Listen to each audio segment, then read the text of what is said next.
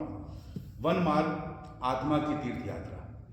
हम इससे क्या समझे? राम कौन है, सीता जी कौन है, लखन कौन है, निषाद राज बहु कौन है, केवट कौन है, प्रकृति कौन है, ये हम क्या समझते हैं? जब भीतर का सिंहासन त्यागा जाता है तभी वन आरंभ होता है। राम का वन गमन राजपथ से नहीं, अहंकार से विदाई है। जो साधक अपने मैं को दरबार में छोड़ आता है उसी के लिए तपोवन खुलता है। सुमंत्र यहां पे क्या है? चंचल मन। मन बार बार कहता है लौट चलो। यह मार्ग कठिन है, राम मौन है।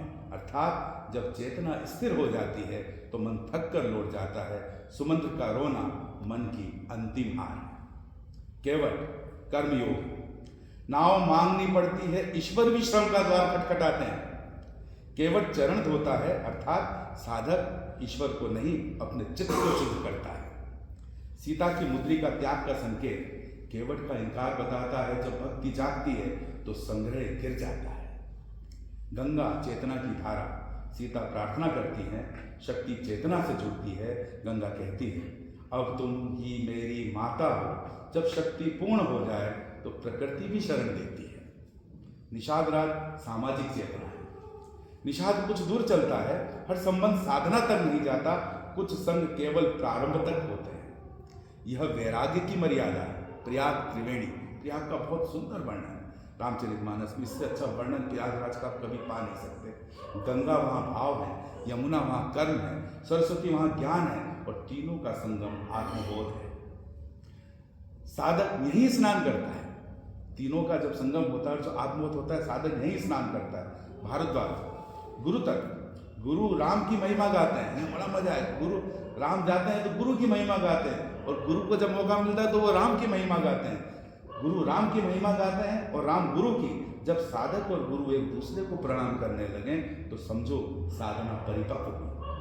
वह तपस्वी जागृत आत्मा। वो जो तपस आया है वो कौन है? वह जागृत आत्मा। तही अवसर एक तापस हुआ। यह कोई भारी व्यक्ति नहीं, यह स्वयं साधक का जागा हुआ अंतरात्मा है। वह राम लक्ष्मण सीता के चरणों में गिरता है, अर्थात चेतना, विवेक, शक्ति तीनों को समर्पण। सीता उसे पुत्रवत उठाती है, शक्ति आत्मा को स्वीकार करती है। ग्राम विलाप पुरानी वृत्तियां, पुराने संस्कार होते हैं, वे जानते हैं अब ये चेतना लौटेगी नहीं। राम साक्षी भाव है, सीता ऊर्जा है, लक्ष्मण अनुशासन, केवट कर्म, गंगा शुद्धि, तपस्वी आत्मबोध, वन अंतर्मन, नाव अभ्यास, संगम समाधि। अंतिम संदेश, यदि राम को भीतर उतार सको तो वन ही आश्रम बन जाएगा। यदि सीता को जागृत कर सको तो पीड़ा भी शक्ति बन जाएगी। यदि लक्ष्मण को साथ लो तो विक्षेप टिक नहीं पाएगा।